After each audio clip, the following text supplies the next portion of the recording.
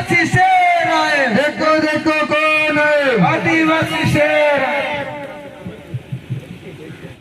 सबसे पहले मैं जिन महापुरुषों के प्रयासों से जिन लोगों ने अपना पूरा जीवन बलिदान कर दिया, पूरा जीवन लगा दिया इस तरह के अवसर लाने के लिए, हम जो आज ये विश्व आदिवासी दिवस मना रहे हैं, कभी हम लोग स्वतंत्रता दिवस मनाते हैं, कभी हम लोग गणतंत्र दिवस मनाते हैं। ये तमाम जो दिवस हैं और त्योहार अपनी जगह, होली, दीपावली, ये सब अपन साल भर बहुत सारे त्योहार आते रहते हैं, लेकिन ऐसे जो अवसर हैं, चाहे वो विश्व आदिवासी दिवस हो, चाहे वो संविधान दिवस हो, चाहे वो गणतंत्र दिवस हो, चाहे स्वतंत्रता दिवस हो, ये हमें हमारे मन में एक अलग ही भाव जागृत करते हैं। हमें एक पिछले समय का जो एक लंबा जो सिलसिला चला बलिदानों का, लड़ाइयों का, संघर्षों का, ये जो दिवस है वो सीधे हमें उस इतिहास से जोड़ देते और हमारे बीच में जीवंत कर देते हैं, जिंदा कर देते हैं। उन महापुरुषों की हमें याद दिलाते हैं। तो मैं उन तमाम महापुरुषों की जो तस्वीरें आप देख रहे हैं, विश्व रत्न, भारत रत्न, भारत के संविधान निर्माता बाबा साहब डॉक्टर भीमराव अंबेडकर, मैं आज के इस अवसर पर उन्हें नमन करता हूं। जयपाल सिंह जी मुंडा, भगवान बिरसा मुंडा और यहाँ की धरती के अमर योद्धा, अमर ऐतिहासिक योद्धा पुंजाभील,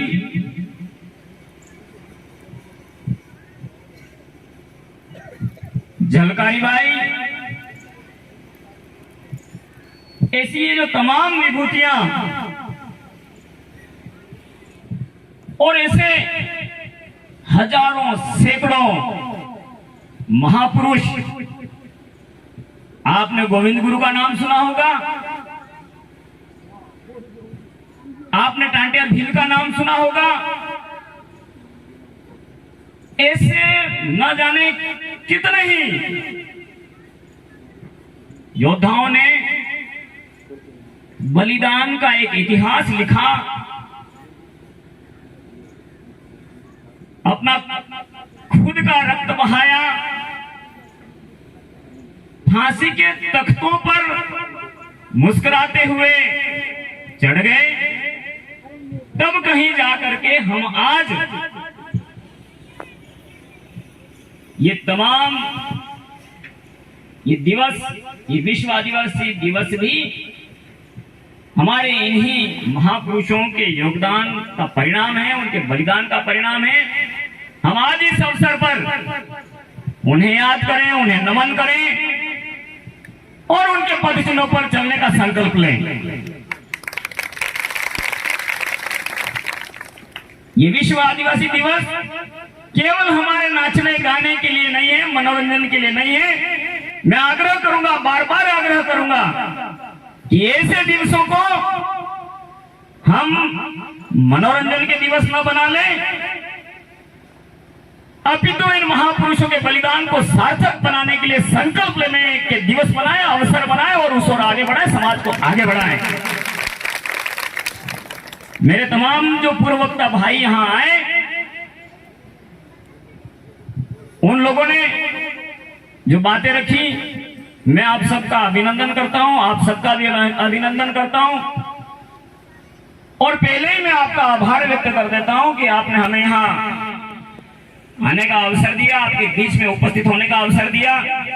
ये जो धरती है पूजा भील की, यहाँ का जो छप्पा छप्पा, यहाँ का जो कण कण पूजा भील जैसे महापुरुषों के बलिदान से अनुप्राणित है। उस धरती पर हमें खड़े रहने का आपने मौका दिया। मैं आप सबका आभार व्यक्त करता हूँ, अभिनंदन करता हूँ। माताएं हैं, बहनें हैं, छोटे छोटे बच्चे हैं हमारे, आप तमाम लोग यहाँ इस कुंभलगढ़ की धरती पर आज ये विश्व आदिवासी दिवस मना रहे हैं। हमारे लिए बड़े गर्व की बात है। हम उधर बांसवाड़ा से हैं और आज बांसवाड़ा और कुंभलगढ़ इस विश्व आदिवासी दिवस के माध्यम से सीधे जुड़ गया है। ये विश्व आदिवासी दिवस की बहुत बड़ी देन है। हमें इसी तरह से ये जोड़ने का एक पुल बन गया है। हम इसी तरह से जुड़ते रहें। एक बात जो हमें इन मंचों से बार बार सुनाई देती, कई तरह के स्वर सुनाई देते हैं, वो सुनाई देते रहेंगे। अभी एक भाई ने कहा कि कोई इनको तोड़ने का प्रयास कर रहे हैं, कोई उनको तोड़ने का प्रयास करेंगे, कोई। ये आपके यहाँ की कहानी नहीं, ये पूरे देश की, पूरी दुनिया की कहानी है। और ऐसी छोटी मोटी कहानियां तो लिखती जाती रहेगी, लेकिन सबसे बड़ी जो हमारी कहानी है, जो सबको जोड़ने का काम करने वाले हमारे इन महापुरुष हैं, हमें इनसे जुड़ने का काम करना है, इनके जो आदर्शों से जुड़ने का काम करना है। ये तमाम छोटी मोटी कहानियां समय के साथ विलुप्त हो जाती हैं, जीवंत रहती हैं इनकी लिखी हुई अमर कहानियां। हमें उन अमर कहानियों को जिंदा रखना है और जिंदा बनाए रखने के लिए हमें भी इनके पद चिन्हों पर अगर कभी बलिदान भी देने की जरूरत पड़े, हमें हमेशा के लिए तत्पर रहना है। ये आप लोग कर सकते हैं और किया है और करेंगे। हमारे अभी एक भाई जो मार साहब कहां से आपने बुलाए थे, जो हाँ नाम प्रेमाराम जी, मैं उस विषय की तरफ आप सबका ध्यान आकर्षित करना चाहूंगा। देखिए हमारे यहाँ राजस्थान में जनजातियों को एक क्षेत्र की दृष्टि से बांटा गया है, विभाजित किया गया है। हम लोग हैं दक्षिण राजस्थान के अनुसूचित क्षेत्र से, शेड्यूल एरिया। संविधान की दृष्टि से बाबा साहब, और ये हमारा कोई या सरकारों का नहीं, ये संविधान की व्यवस्था है। हमें संविधान में आस्था रखनी है। और हमारे महापुरुषों ने, क्योंकि उनका जो बलिदान रहा, अंग्रेजों जैसों के सामने जो सत्ताएं जिनके सामने, कोई दिक्कत नहीं है, सुनाई दे रही मेरी आवाज आप सबको? हाँ, तो हमारा यहाँ हम कोई बहुत नहीं वो इस तरह के वक्ता या ऐसे कोई महापुरुष या कोई बहुत बड़े नेता नहीं है। हम सब, मैं आपके सामने बांसवाड़ा एक साधारण सामाजिक कार्यकर्ता हूँ,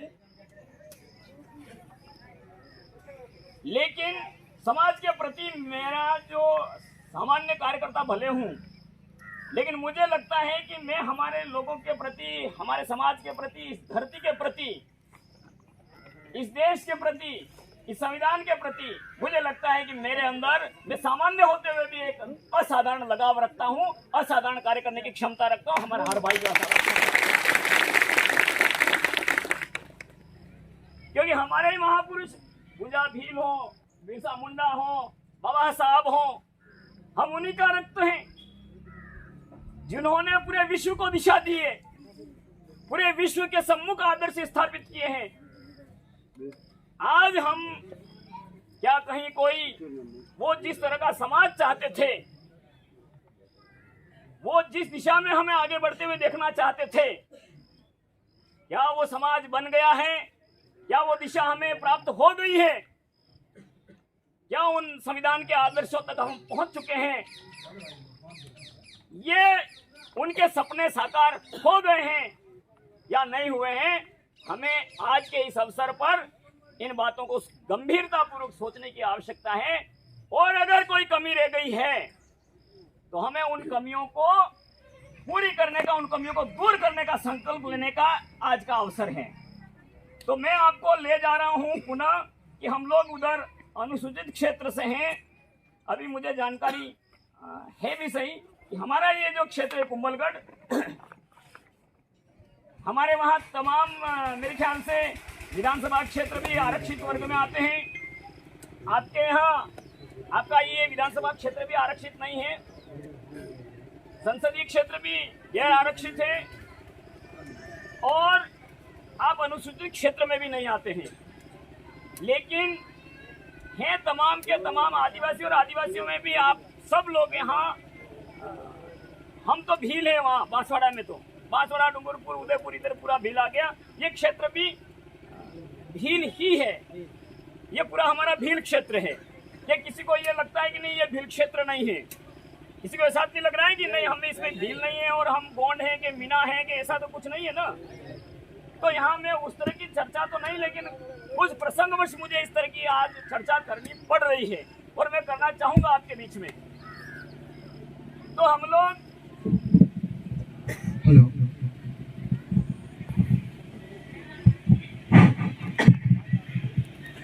सौभाग्य है बिजली ने तो अभी पेमाराम जी बात कर रहे थे और भी कुछ साथी बात कर रहे थे। बात आज विश्व आदिवासी दिवस की है तो शिक्षा की भी होनी चाहिए। मैं आपसे इसको अन्यथा मत लेना, आप मेरे भाई हो, मेरी बहनें हो, हम एक रक्त हैं और एक रक्त में विवाद होते रहते हैं, संगठन भी बहुत सारे होते हैं, राजनीतियां भी होती हैं, न जाने आजकल बहुत सारी चीजें तमाम आपके क्षेत्र में, हमारे क्षेत्र में, पूरे देश में, पूरी दुनिया में हो रही हैं।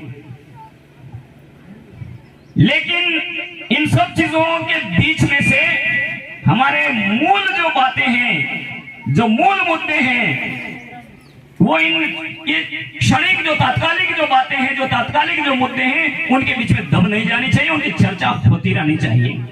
तो शिक्षा हमारा सबसे स्थायी मुद्दा है, शिक्षा हमारा एक शाश्वत है, चलना चाहिए और चलेगा, उसकी चर्चा हमेशा होनी चाहिए।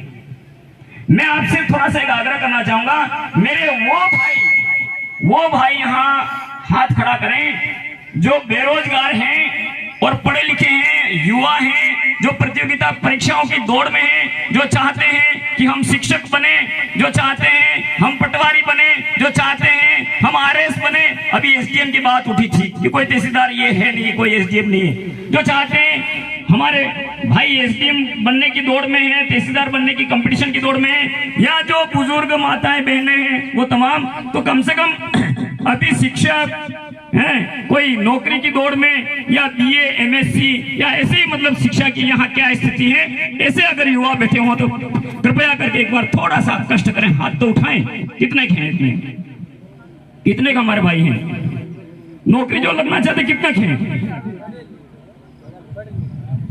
बहुत कम है। अब एक बात, माताएं बैठी हैं, बुजुर्ग बैठे हैं, आप सब बंधु बैठे हैं, आप में से कितने चाहते हैं, जैसे भी पेमाराम जी कह रहे थे कि मेरे ये जमीन का एसडीएम का ये नहीं, आप कोई है नहीं और ये सारी चीजें। अब आप मुझे बताइए कि आप में से कितने भाई बंधु चाहते हैं जो ये है कि यार हमारे बच्चे भी एसडीएम बनने चाहिए, हमारे बच्चे भी वो खाकी वर्दी वाले जो स्टार लगा करके घूमते हैं ना, यहाँ तारे लगा के वर्दी पर घूमते हैं कि 3 तारे, अशोक हैं, कोई डीएसपी, कोई तहसीलदार, कोई शिक्षक, पटवारी, सारी थोड़ा सा सुन लीजिएगा कि सारी माताएं, भाई बहन, आप सब मुझे कम से कम हाथ जोड़ करके आपसे निवेदन है मेरा कि कितने लोग आप में से चाहते हैं कि नहीं यार हमारे बच्चे भी पढ़ लिख करके नौकरी करनी चाहिए, अधिकारी बननी चाहिए और इस दुनिया के साथ में कदम से कदम मिला करके चलने चाहिए। ऐसी कितने लोगों की भावना है? हाथ खड़े क्यों कर रहा हूं? ताली ही बज गई आपकी, हाथ खड़े करने की जरूरत नहीं, जब ताली इतनी बज रही जोरदार तो इसका मतलब ये है कि हमारे तमाम आज के भाई बहनों की ये है कि हम इस आधुनिकता के युग में न केवल हमारा जल, जंगल, जमीन बचे, अभी तो शासन और प्रशासन में हमारी महत्वपूर्ण भूमिका होनी चाहिए। सदियों से वंचित हैं हम, अब हम वंचित नहीं रहना चाहते। ये हमारी आज की सरकारों से, आज के समाजों से, दुनिया से, मीडिया से, सबसे ये हमारी मांग है और ये हमें पूरी करवानी है। हमारी जमीन, हमारा भाई भी एसडीएम बने, हमारा भाई भी कलेक्टर बने, हमारा भाई भी एसपी बने, क्यों नहीं बन सकता है? जब हमारा पूर्वज पूंजा भील, जब सदियों पहले मुगलों ने चुनौती दी थी, सिंहासन ही लूट गए थे, पलट गए थे, उस समय इस मेवाड़ के सिंहासन को कायम रखने में अपने खून का एक एक कतरा बहा देने वाला भील, एक एक कतरा बहा देने वाला भील, अमर का इतिहास लिख दिया। यहाँ का सदियों का आजादी का स्वतंत्रता क्या होती है और उसके लिए संघर्ष क्या होता है, उसके लिए बलिदान क्या होता है, ये हमारे पूंजा भिन्न वो आदर्श स्थापित करता महाराणा प्रताप के साथ। तो आज क्यों नहीं हमारे भाई एसपी बन सकते हैं, क्यों नहीं कलेक्टर बन सकते हैं, क्यों नहीं शासन और प्रशासन में हो सकते हैं, क्यों नहीं फौज में हो सकते हैं। जब लोगों ने बंदूकें छोड़ दी थी, जब लोग तीर कमाना सारे क्षत्रिय भूल गए थे कि क्षत्रिय धर्म क्या है, उस समय तीर कमान कैसे चलता है, उस समय युद्ध कैसे होता है, ये अमर सेनापति पूजा भिन्न इस देश और दुनिया को सिखाया था। आज क्यों नहीं हम सेनाओं में हो सकते हैं। हमारी लड़ाई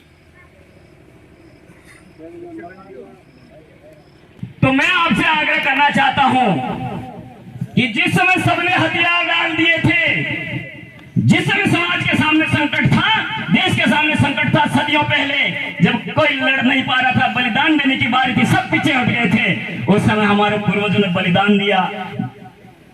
ये जब अंग्रेजों के सामने सबके सिर झुक गए थे, उस समय में अगर स्वाभिमान से किसी ने सिर ऊंचा रखा, ये भगवान बिरसा मुंडा जैसे हमारे वीर योद्धाओं, आदिवासी योद्धाओं ने अपने सिर ऊंचा रखे।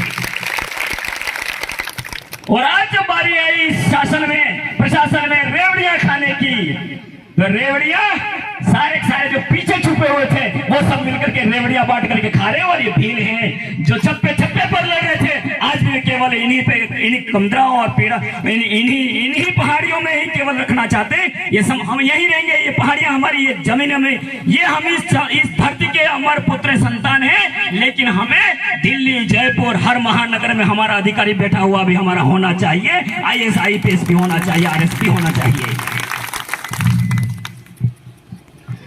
तो मेरे भाइयों बहनों, पढ़े लिखे युवाओं, आपको बताया देश की आजादी के लगभग 80 साल व्यतीत हो गए, न हमारे अनुसूचित क्षेत्र से कोई भी IAS IPS बन पा रहा है, न हमारे शेड्यूल एरिया के बाहर का कोई थानेदार तक नहीं बन पा रहे हैं पेमाराम जी।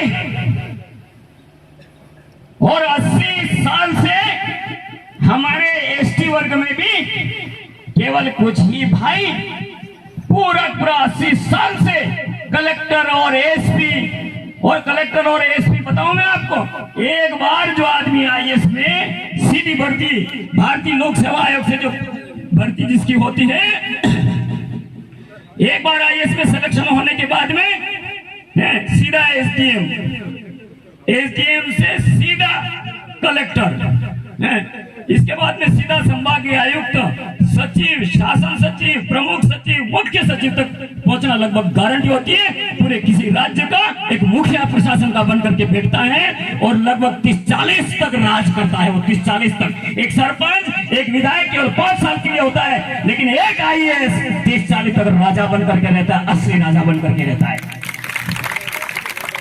एक SP, एक IPS बन गया ना, एक IPS अगर पुलिस में भर्ती हो जाता है तो वो अपने रिटायरमेंट होते होते, अगर राजस्थान में आप में से कोई एक IPS बेटा बन गया, आपका एक बेटी बन गई, एक आप में से किसी की लड़की, एक आप में से इनमें से ये बच्चे जो बैठे हैं उनमें से एक भी IPS बन गया ना, तो आने वाले 30 साल में पूरे राजस्थान की पुलिस का मुखिया बन करके आपका भाई बैठ सकता है,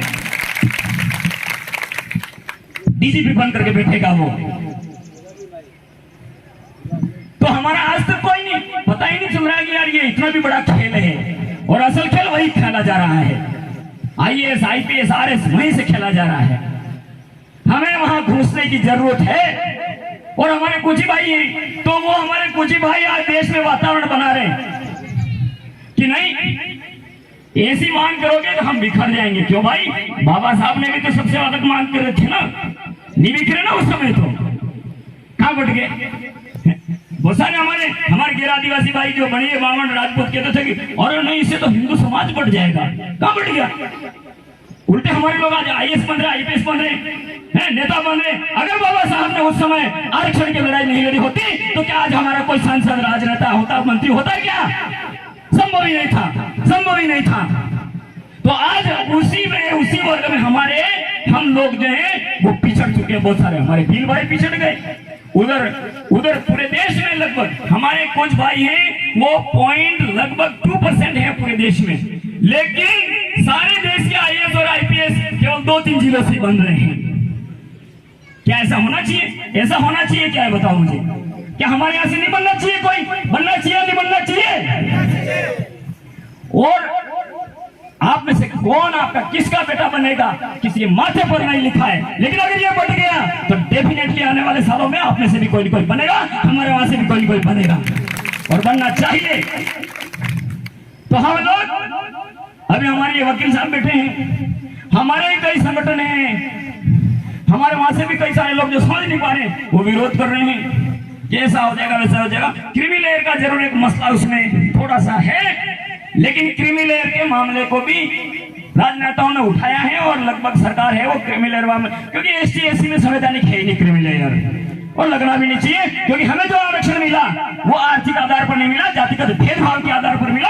और किसी आर्थिक स्थिति अच्छी होने से किसी भी हमारे गैर आदिवासी के बराबर भले कितना बड़ा पूंजीपति क्यों नहीं बन जाए, लेकिन उसको गैर आदिवासी के बराबर सम्मान से नहीं देखा जाता आज भी। तो ऐसी स्थिति में आर्थिक आधार हमें बांटने को आधार नहीं होना चाहिए, केवल सामाजिक आधार पर कि किसका प्रतिनिधित्व नहीं हुआ, किस जाति का प्रतिनिधित्व नहीं हुआ, उस आधार पर हमारा उपवर्गीकरण होना चाहिए, हमारे सबका अलग आरक्षण होना चाहिए, हमारे दिलों से भी IAS IPS बनने चाहिए, देश के अन्य जाति बंधुओं से भी बनने चाहिए। ये हमारी न्याय संगत मांग है और न्यायपालिका ने अभी मोहर लगाई है। अभी जो सुप्रीम कोर्ट का फैसला आया है ईवी चन्नैया बनाम आंध्र प्रदेश के मामले में, आप लोग थोड़ा सा, क्योंकि ये वकीलों का मामला है, बड़े ही हाई सोफिस्टिकेटेड ऊंचे लोगों का मामला होता है, सुप्रीम कोर्ट के फैसले नहीं है वो, तो उसमें सब अपने अपने अनुसार वो गा रहे हैं, सब अपने भाइयों को भटका रहे हैं, ये ऐसा हो जाएगा वैसा हो जाएगा, बट जाएंगे, ये बिखर जाएंगे। क्यों भाई?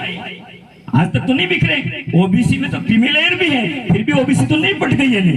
ओबीसी में क्रीमी लेयर भी है, लेकिन क्या ओबीसी नॉन क्रीमी लेयर और क्रीमी लेयर में कोई बटी हुई कोई झगड़ा हो रहा है क्या? कौन सा समाज बट गया? कौन सा समाज बिखर गया? कोई समाज नहीं बिखरा, लड़ रहे वो, उल्टे एसटी एससी के साथ में आने को तैयार है वो। एससी में कितनी जातियां हैं? पहले नहीं थी क्या? कोई बुनकर है, कोई थोरी है, कोई नट है, कोई ये है, कोई वो है। तो कुछ लोग बन गए और कुछ लोग नहीं बन रहे। अगर उनमें से कोई बन जाएंगे तो क्या वो बनने से हमारे में फूट पड़ जानी चाहिए? क्यों फूट पड़ जानी चाहिए? और खुशी होनी चाहिए कि हमारे दूसरे भाइयों को भी लाभ मिल रहा है।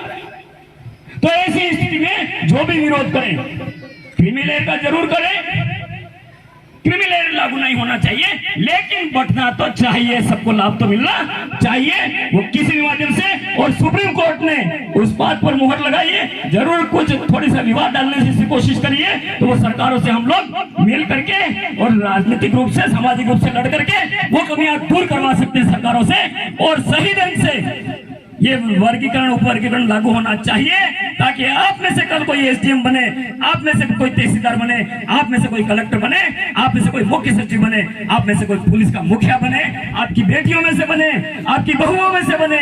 क्या हम समाज तमाम लोग ये चाहते हैं या नहीं चाहते? बताइए आप। क्या इससे समाज का कोई नुकसान है हमारे बिलों का कोई नुकसान? इसमें ऐतिहासिक लाभ है। तो आने वाले समय में हम लोगों ने तो बांसवाड़ा से लड़ाई शुरू की है, दक्षिण राजस्थान से लड़ाई शुरू की है, ज्ञापन देने शुरू किए। हम आपसे भी आग्रह करते हैं कि जुड़िए इस लड़ाई से, यही हकीकत की लड़ाई है, इसी से विश्व आदिवासी दिवस की लड़ाई आगे की सार्थक होगी, वरना हम यही बैठे रहेंगे तो कोई मतलब नहीं है। इन जाजमों से उठ करके हमारे भाई दिल्ली के सिंहासन पर किसी कैबिनेट सचिव, किसी मुख्य सचिव, किसी एसपी, किसी कलेक्टर की कुर्सी पर बैठना चाहिए। ये सपना था हमारे भीमराव अंबेडकर साहब का, ये सपना था हमारे भगवान बिरसा मुंडा का, और ये ऐसे ही सपनों के लिए तो लड़ा थे हमारे ये आजाद, हमारे पूंजा भील जैसे महान योद्धा। और इन्हीं सपनों के लिए आज के जमाने में हमें ये सपने जमाने के अनुसार बदलना सीखना पड़ेगा। तो मैं आज आपके सामने यही आह्वान करने आया हूँ। इस विश्व आदिवासी दिवस पर कुंभलगढ़ तक मैं कभी बांसवाड़ा छोड़ता नहीं हूँ।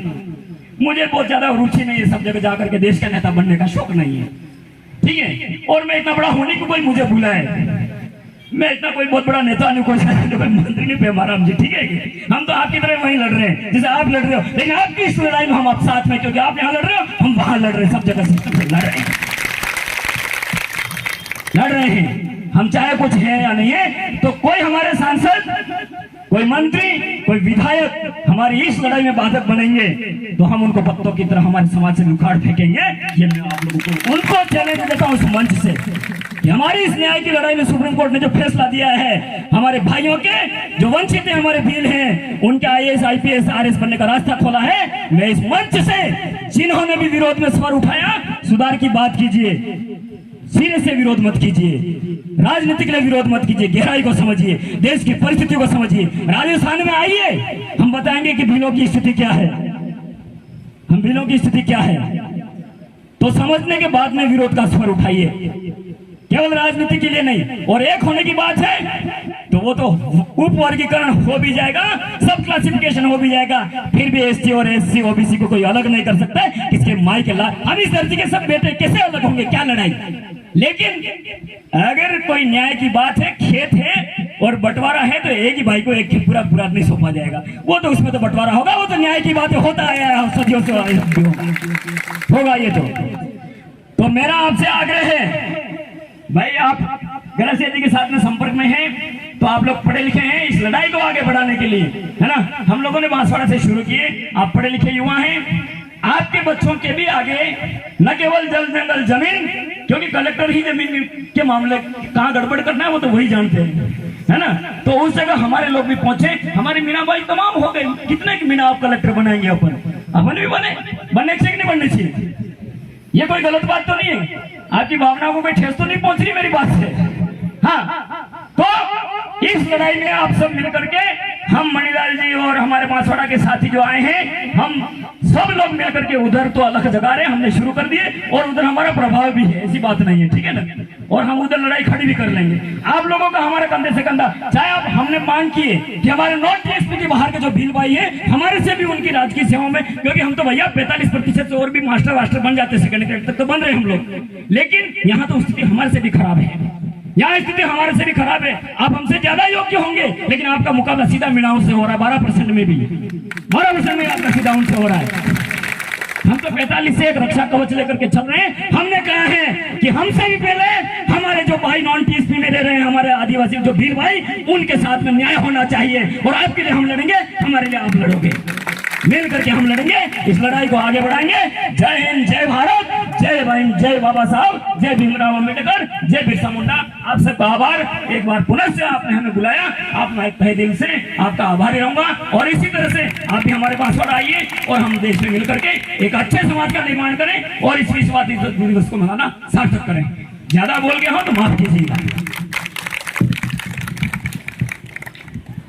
दादा ने बहुत ही अच्छा बताया।